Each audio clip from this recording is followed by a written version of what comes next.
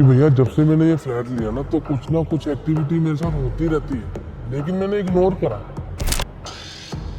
कि जब मैं स्टार्टिंग में आई तो मेरी चादर हिलती थी, उस बंदे की सांसें सुनाई देने लगी। बस मुझे ऐसा फील होने लगा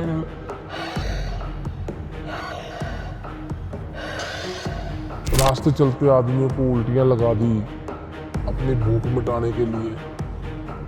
उनको उल्टियां करते करते वो मर गए। और फिर मैंने इसको कहा कि तू चला जा, मेरे से दूर हो जा, अब मुझे तेरे साथ बिल्कुल नहीं रहना, मुझे बहुत घुटन महसूस होती है। तो आप विश्वास नहीं करने के, बिना पंखे के, बिना किसी हवा के मम्मा ऐसे उस पापा के ऊपर बपूत फेंकते थे और वो बपूत जो है उल्टा वापस मदर के ऊपर गिरता। तो मुझे एक आदमी दिखता है जो मेरे से बातें करता है, मेरे साथ रहता है, मुझे काम नहीं करने देता। तो दिन था वो लेके जाना चाहता था साथ में, क्योंकि उसको अकेलापन पसंद था। तो रात हुई, रात को वो पापा को बोल रहा मुझे खून पीना है, मुझे खून चाहिए, मुझे भूख लगी।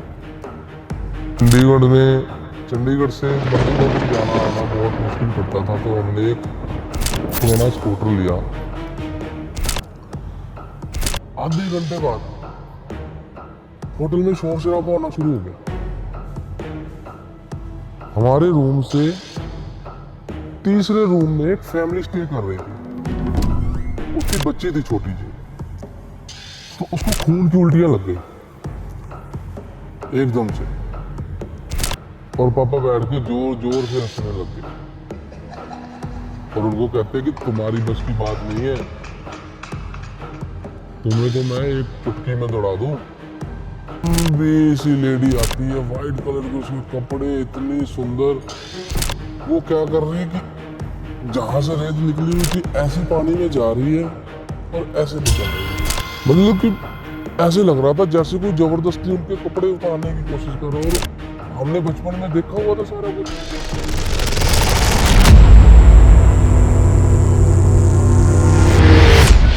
आज की रियल एक स्टोरी है जो कि बहुत हॉरर है, और जो रियल इनके साथ इंसिडेंट हुए हैं, बिना अपना फेस रिवील किए, बिना अपनी वॉइस रिवील किए आप मुझे कैप्चर कर सकते हो। तो हमें लगा कि ये स्टोरीज़ बहुत इंटरेस्टिंग है और हम आपके लिए ये स्टोरी लेकर आए हैं।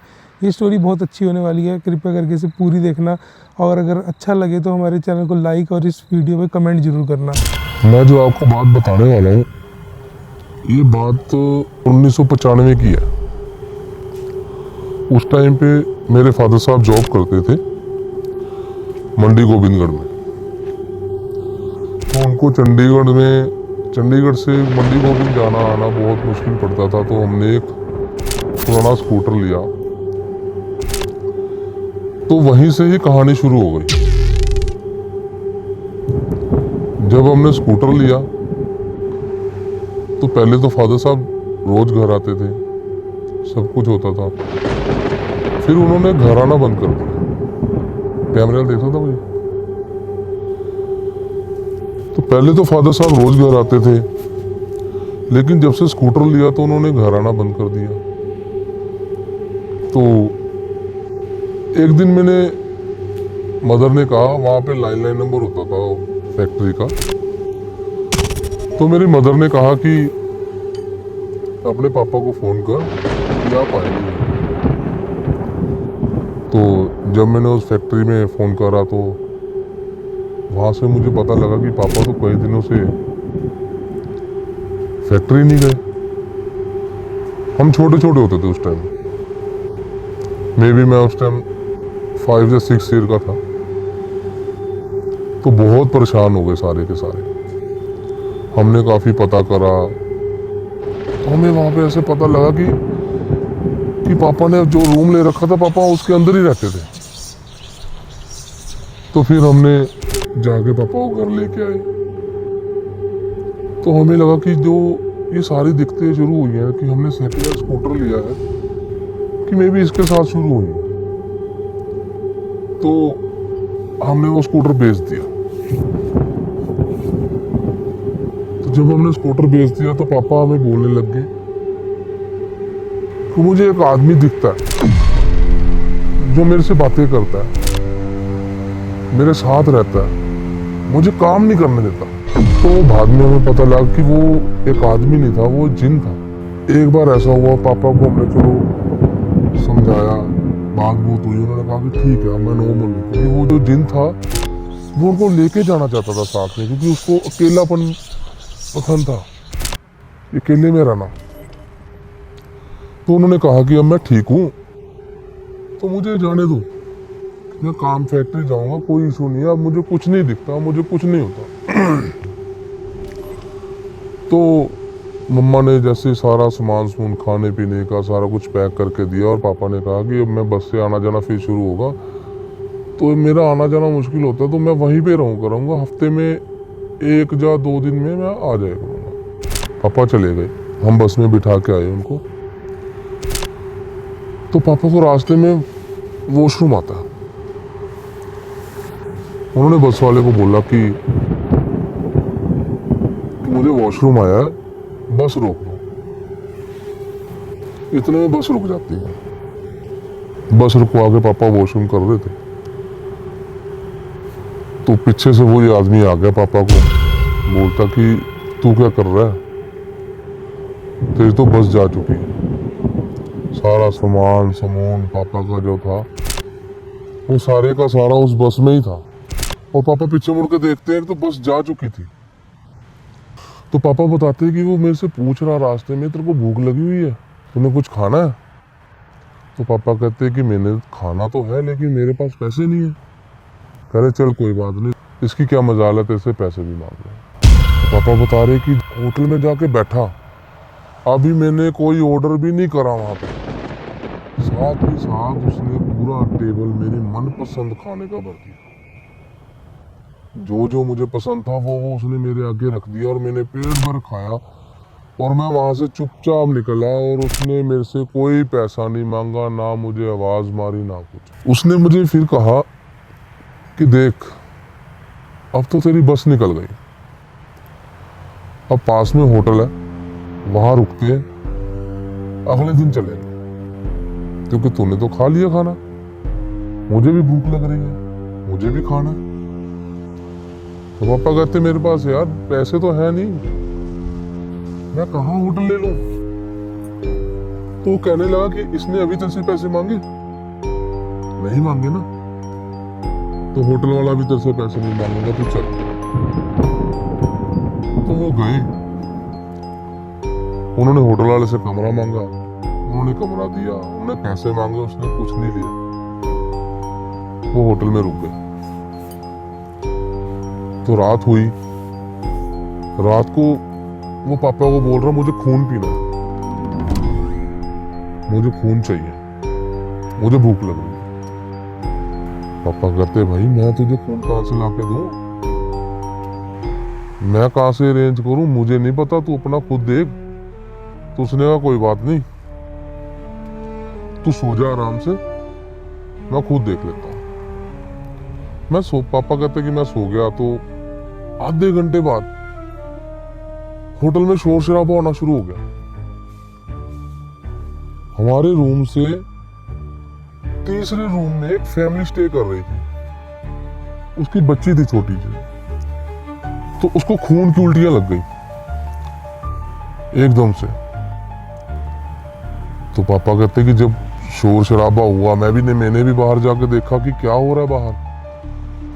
तो जब बाहर जाके देखा तो लड़की खून की उल्टियां कर रही है, और मेरे को टेंशन होगी कि इसने कुछ करा। कहता मैंने उसको कहा देख ये छोटी सी बच्ची है, मत कर ऐसे, मर जाएंगी। वो परेशान हो रहे हैं क्या करे क्या ना करे। तो उसने फिर पापा को कहा कि जा इसको बोल दे, सुबह तक तेरी बेटी ठीक हो जाएगी, इसको कुछ नहीं होगा। तो पापा ने उसको जाके बोला कोई बात नहीं, आपकी बेटी सुबह तक ठीक हो जाएगी, आप चिंता मत करिए। फिर भी उन्होंने थोड़ा बहुत जो लोकल डॉक्टर वगैरह था उनको दिखाया, जो भी था, तो सुबह तक वो बच्ची ठीक हो गई। तो जब पापा घर आए तो हमने देखा कि पापा डिफरेंट थे, उनकी जो चाल ढाल वो सब अलग थी। मम्मी को बहुत परेशानी हुई क्योंकि हम तो बच्चे थे। तो मम्मा एक हमारे पास में मंदिर था, तो मंदिर में एक बहुत ही विद्वान पंडित रहता था। मम्मा ने जाकर सारी स्टोरी उस पंडित से डिस्कस करी कि ऐसे ऐसे हुआ है। ये मेरे पति कहते हैं कि वो मेरे को दिखता है, वो एक इंसान के रूप में जिन है, वो मुझे काम नहीं करने देते। मम्मा ने सारी स्टोरी उनको बताई। तो उस पंडित ने एक बबूत जैसा कुछ पाउडर सा दिया। उन्होंने कहा कि वो आप पकड़ना अपने हाथ में और अपने पति के ऊपर गिरना, तो वो ठीक हो जाएंगे। तो आप विश्वास नहीं करने के, बिना पंखे के, बिना किसी हवा के मम्मा ऐसे उस पापा के ऊपर बबूत फेंकते थे और वो बबूत जो है उल्टा वापस मदर के ऊपर गिरता था। उन्होंने फिर गिरना, फिर वो बबूत जो था मम्मा के ऊपर आ गिरना। हम सारे देख के डर गए, यार ये क्या चीज है। पापा पे 1% का भी असर नहीं हुआ। मम्मा फिर पंडित के पास गए कि आपने जो बबूत दिया था मुझे, वो उल्टा मेरे ऊपर ही गिरता रहा, उनके ऊपर तो गिरा ही नहीं। तो उन्होंने कहा कोई बात नहीं, चीज थोड़ी बड़ी है, चीज खतरनाक है। उन्होंने अपना जल पढ़ के दिया उनको। उन्होंने कहा कि जब आपके पति सो रहे होंगे ना, तो तब आपने उनके ऊपर गिरना है। आप उस बात का भी विश्वास नहीं मानोगे, मम्मा ऐसे जल लेते थे, पापा के ऊपर फेंकते थे। वो हाथ से फेंकता तो दिखता था, लेकिन पापा के ऊपर नहीं गिरता था। वो जल जो था हवा में ही गायब हो गया। काफी ट्राई करा, कुछ नहीं बना। हम परेशान हो गए उस चीज को लेके। तो हम सारे के सारे सो गए। तो अगले दिन हम उठ के क्या देखते हैं, पापा घर से गायब। अब हम परेशान हो गए कि कहाँ चले गए, कहाँ नहीं, क्योंकि पहले तो हमें पता था कि वो फैक्ट्री में है, तो फैक्ट्री के आसपास रहते थे, उन्होंने ले रखा था रूम, तो वहां पे रुके हुए हैं। तो बाद में उनको ढूंढना मुश्किल था। हमने उनकी पुलिस रिपोर्ट भी करी, हमसे जो बनता था हमने वो सारे हल जो थे हमने निकाले कि किसी ना किसी तरीके से वो घर आ जाए। इस बात को 3 दिन हो गए, कुछ नहीं फर्क पड़ा। तो मम्मा को फिर किसी ने बताया कि ऐसे ऐसे भगत है, उन भगतों के पास जाओ, वो कुछ ना कुछ आपका हल करेंगे। अब मरता आदमी क्या नहीं करता। हम छोटे छोटे थे, मेरी मदर ने हमें साथ लिया और साथ लेके हम वहाँ भगत के स्थान पे पहुंच गए। वो 3-4 भगत बैठे हुए थे। उन्होंने बताया कि बहुत तगड़ी चीज है कि हमें इसका हवन करना पड़ेगा, कि हम हवन करेंगे वो कुछ दिनों में वापिस आ जाएंगे।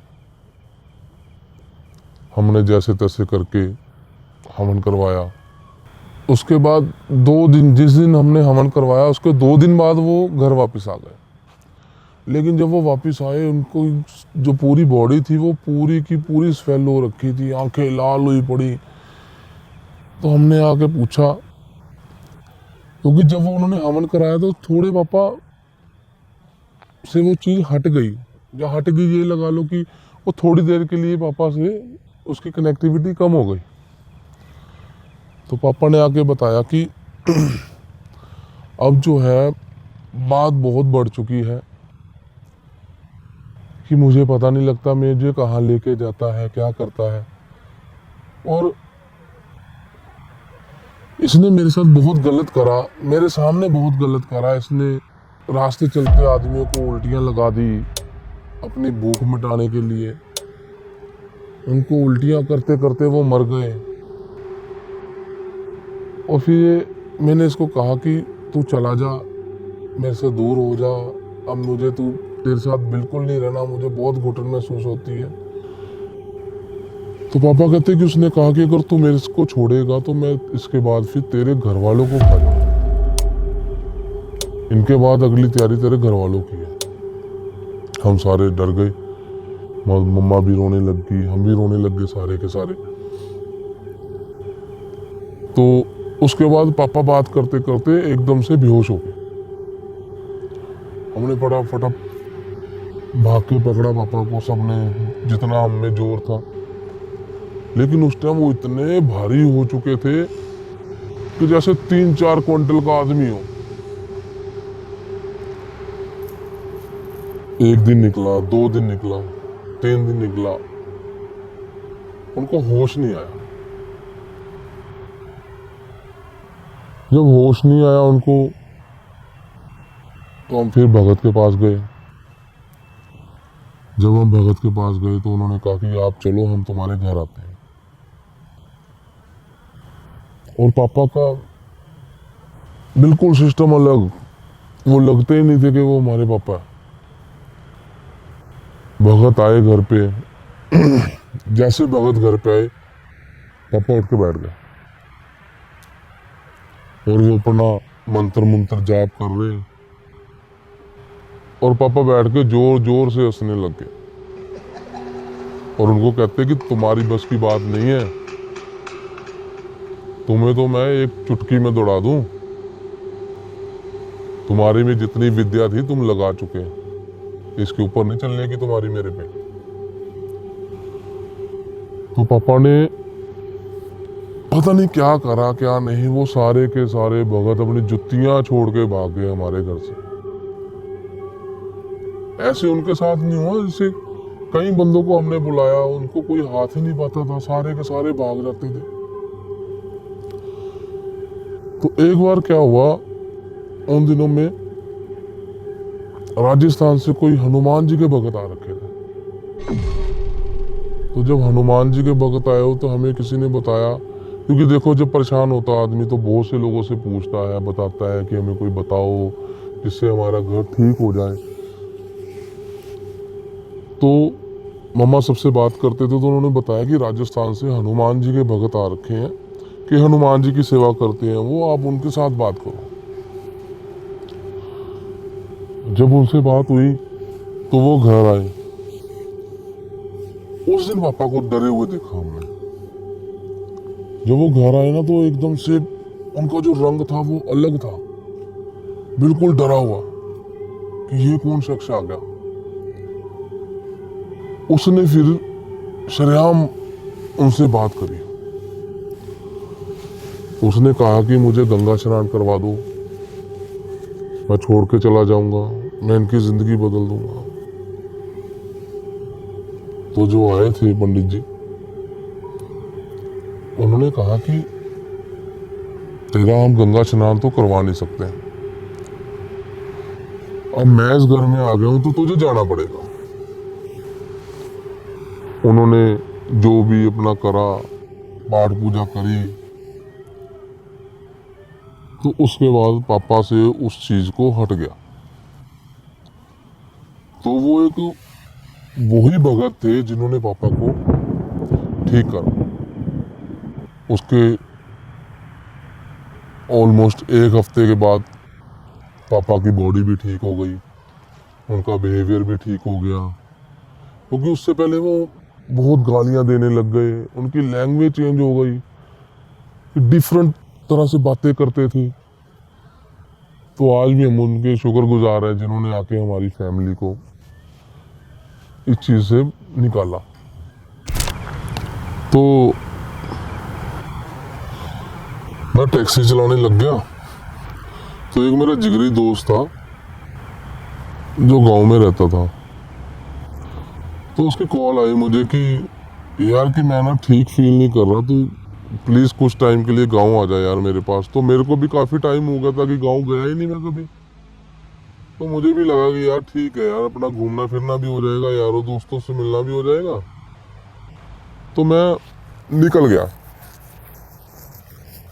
तो वहां जाके मैंने देखा कि उसने मुझे बताया कि ऐसे ऐसे एक लड़की थी जिसको बड़ा मैं प्यार करता था, तो उसके साथ मेरा ब्रेकअप हो गया यार, कि मैं अब बहुत अकेला फील कर रहा हूँ, इसलिए तुझे यार फ़ोन करा। तो थैंक यू यार, तू आ गया मेरे पास। तो हमारे ना गांव में एक नहर चलती थी, दरिया था हमारे गांव में। तो अक्सर वहां से ना माइनिंग वगैरह होती रहती थी। हमें नहीं पता वो गवर्नमेंट माइनिंग होती थी या प्राइवेट करते थे। तो वहां से रेत वगैरह काफी निकलता था। तो हमने भी वहां पे जाना, तो दारू पीनी, खाना पीना अपना। हमने 2-3 दिन बच जाने हमें वहीं पे ही, क्योंकि फ्री थे। काफी दिन तक ऐसे चलता रहा। तो एक बार आप विश्वास नहीं मानोगे, हम तो रोज देखते थे वहां पे कि रेत निकल रही है। तो वो जब रेत निकालते थे तो वो क्या करते थे, एक जगह पे वो जब रेत 20-20 फुट 25-25 फुट नीचे तक निकाल देते थे, तो वो वहां से जगह छोड़ देते थे। वो फिर थोड़ी सी आगे से निकालने लग जाते थे, थोड़ी आगे से निकालने लग जाते थे।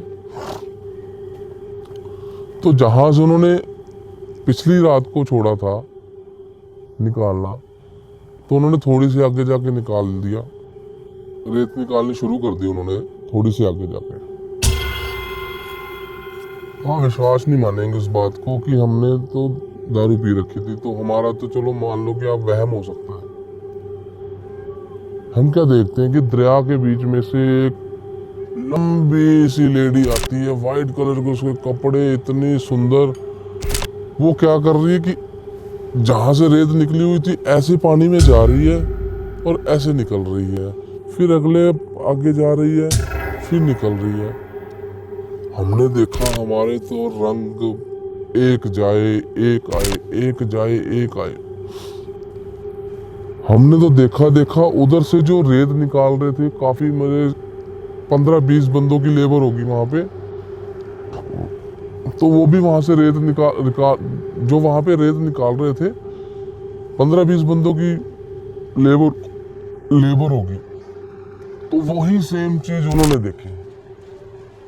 तो भाई साहब, आप विश्वास नहीं मानोगे, गिर गिर के भागे हम, गिर गिर के। इतना डर हमारे मन के। पहले हमने जब देखा तो हम इतना नहीं डरे, हमें लगा कि हमारे मन का वहम है। लेकिन जब वहां से लेबर भागने लगी कि भूत भूत भूत करके, तो भाई साहब हमने देखा कि हमारा वहम हो सकता है, उनका वहम नहीं हो सकता। ये सच में कोई है कि इससे पहले कोई गेम पड़े। तो इतना डर था मन में, हम गिर गिर के वहां से निकले कि, और लेकिन उसके बाद नहीं मैं कभी उस जगह पे गया। ऐसा भी सीन हुआ एक बार हमारे साथ। मैं आपको एक जबरदस्त स्टोरी बताता हूँ। ये मैं कभी भी डिस्कस नहीं करता किसी के साथ, क्योंकि जब भी मैं इस पर डिस्कस करता हूँ ना तो मेरे रोंगटे खड़े हो जाते हैं। ये देखिए, अगर आपको दिख रहे होंगे तो अभी भी मेरे रोंगटे जो है वो मेरे जहन में आई ना बात।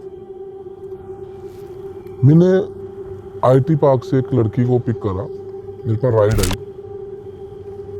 मैंने IT पार्क से लड़की को पिक करा तो उसको मोहाली छोड़ना था। मैंने मोहाली उसको छोड़ा। तो जब मोहाली उसको छोड़ दिया मैंने, तो वो अपने फ्लैट में चले गए। तो मुझे लगा कि यार कि रात का भी समय ज़्यादा हो गया है, तो थोड़ी देर यहीं रेस्ट कर लेता हूँ। अगर राइड डलेगी तो यहाँ से चला जाऊँगा।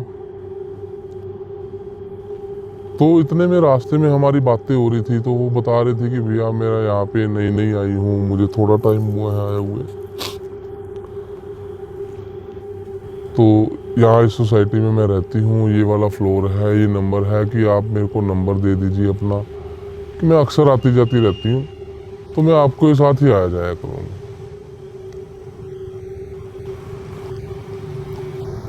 तो उस टाइम पे जब उसने मेरे से कैब में बैठ के आई, तब तो कुछ और थी वो। लेकिन जब उसने नंबर मांगा तब उसका चेहरा कुछ और था। तो मैंने भी दे दिया, ठीक है भाई। एक टाइम पे 400-500 रुपये का बिल बनता था उनका, कि मेरा ठीक है, अगर दिन का लग गया तो सेफ है ना यार मेरी एक राइड। तो मैं नीचे वेट ही कर रहा था राइड की, तो मैंने सीट लेट आ ली अपनी। सीट लेट आई तो मेरी थोड़ी आंख भी लग गई। तो आधे पौने घंटे के बाद मेरे पास फोन आता है कि भैया प्लीज ऊपर आ जाओ, और उस लड़की की कॉल, और वो लड़की रो रही है। वो मेरे को समझ ना आए कि मैं इस टाइम क्या करूं, उसके फ्लैट में जाना सेफ भी है नहीं है। तो मैंने कहा नहीं कोई बात नहीं, कि मैं वहां से लेके आऊं, अच्छे से बात करी है, हो सकता है कोई दिक्कत परेशानी होगी हो। तो मैं भागा भागा ऊपर गया, तो मैंने देखा गेट उनका खुला हुआ। तो मैंने पहले लॉक करा कि मैम कहाँ पे हो, मैम आ जाओ। तो अंदर से ना आवाजें आ रही थी, कभी चीखने की, कभी बर्तन गिरने की, कभी कुछ। तो मैं डर के ना एकदम से अंदर चला गया। मैंने लगा कि कोई अंदर जबरदस्ती घुस गया हो जैसे, तो मैं अंदर चला गया। तो अंदर जाके मैं क्या देख रहा हूँ, मैडम के बाल खिलरे पड़े हैं, कि जैसे अपने आप के शरीर को वैसे नोच रही थी जैसे उनके शरीर के साथ कुछ जबरदस्ती हो रही है। कभी इधर से उनका जो टॉप था, कभी इधर से नीचे हो रहा, कभी इधर से नीचे हो रहा। मतलब कि ऐसे लग रहा था जैसे कोई जबरदस्ती उनके कपड़े उतारने की कोशिश कर रहा। और हमने बचपन में देखा हुआ था सारा कुछ, और उसके बाद अब मैंने गांव में वो भी अपना देखा हुआ था। तो मेरा मत्था एकदम से टनक गया कि भैया ये गेम दोबारा फिर से साली अपने आगे आ गई, ये गेम दूसरी है। मैंने जैसे तैसे करके मैं उसके पास गया, उसको पकड़ा, उसने मुझे धक्का मारा, मैं जाके गिरा। लेकिन उस टाइम दिमाग में एक चीज थी कि मेरे फादर साहब इतने परेशान थे, तो ये लड़की कितनी परेशान हो रही होगी, और ऊपर से वो लड़की अकेली रहती थी वहां। मेरी इंसानियत ने मुझे गवारा नहीं करा कि मैं वहां से छोड़ के भागूं। तो मैंने उनको जबरदस्ती पकड़ा भी।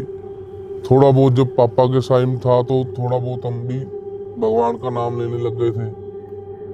तो थोड़ा मैंने भगवान का नाम लिया, भगवान जी को याद करा, हनुमान जी को याद करा। जैसे तैसे करके मैं उस लड़की को कमरे से बाहर ले आया। उसको कमरे से बाहर ले आया मैं, और उसने मेरे को फटाफट लेके उसको, मैं नीचे गया और वो गाड़ी में बैठ गई मेरे। और उसने मुझे कहा कि भैया प्लीज मुझे यहाँ पे कोई होटल में ले चलो, मैं यहाँ नहीं रहूंगी। तो मैंने उससे पूछा, मैंने कहा कि आप अच्छे भले गए थे, क्या हुआ आपके साथ, ऐसा क्या एकदम से हो, ये चीज क्या चीज थी, मतलब कि मुझे समझ नहीं आया कुछ भी।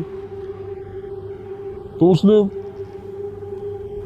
देखा कि यार ये बंदा मेरे को देख के भागा नहीं है, तो मैं इसके साथ बात कर सकती हूँ।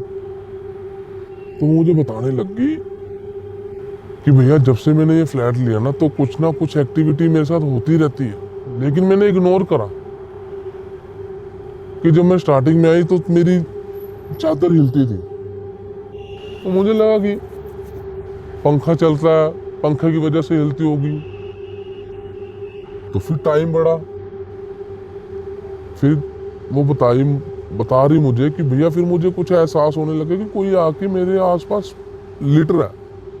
तो मुझे लगा कि नहीं, मेरे मन का वहम है। तो उसके बाद मेरे को उस बंदे की सांसें सुनाई देने लगी। बस मुझे ऐसा फील होने लगा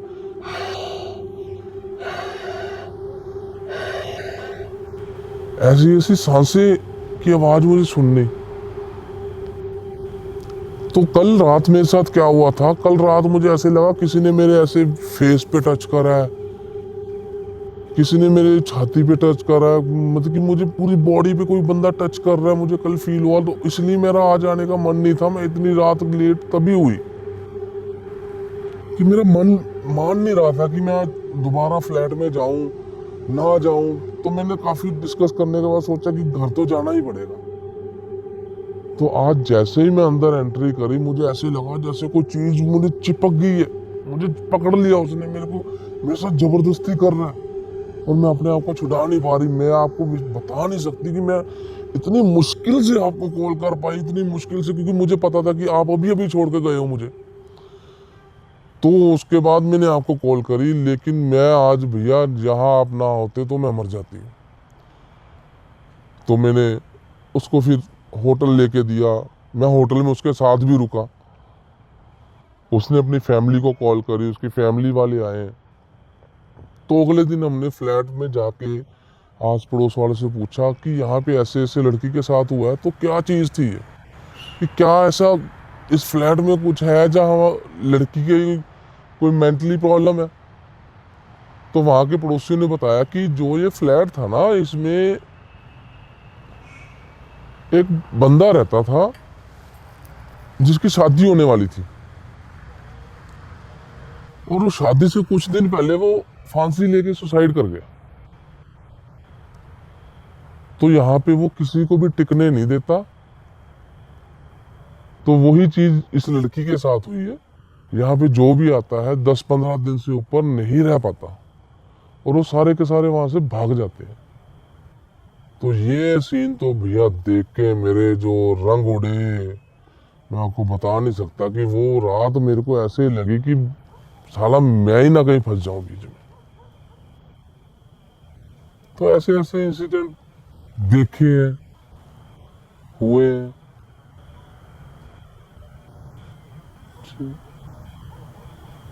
अगर आपको हमारा ये वीडियो अच्छा लगता है तो हमारे चैनल को सब्सक्राइब जरूर करना, इस वीडियो पे कमेंट और लाइक ज़रूर करना, सो दैट हम आपके लिए और अच्छी अच्छी स्टोरीज़ और अच्छे वीडियोज़ लेके आ सकें। धन्यवाद।